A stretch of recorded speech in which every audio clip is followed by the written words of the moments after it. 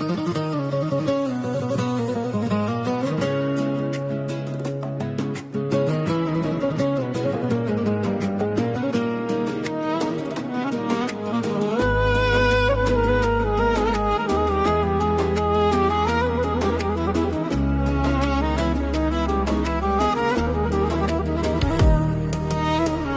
aziz dostum var, döyüş yoldaşım. Cekriş göndermişti, her yer laleydi. En çok şehit vermiş erazilerin, lale ile bezenmiş menzeresiydi. O lale üstünde kara halların, şehit gözlerinin rengin anırdı.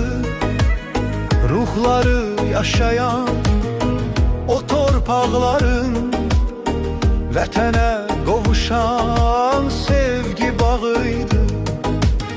Hem xarı bülbül, hem de lalələr, şehit ruhlarının nişanəsidir. Köksüme ekilen xarı bülbüler, minlərlə lalenin ekin yeridir.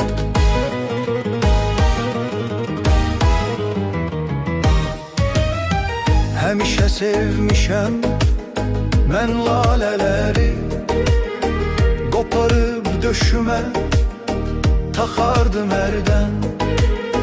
Şehitler remzine çevrilen gülleri, kalbimde ekerem cücersin ebedi. Şehit kanı, şehit canı canımdı. Çok kanlar vermişik öz kanımızdan. Şehitler ömrümün sonbaharıdı.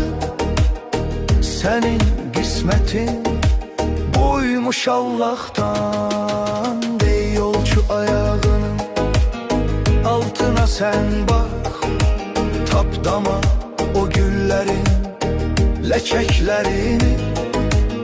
Bir yere bir göğe bir özüne bak, anla şehitliğin zirvelerini.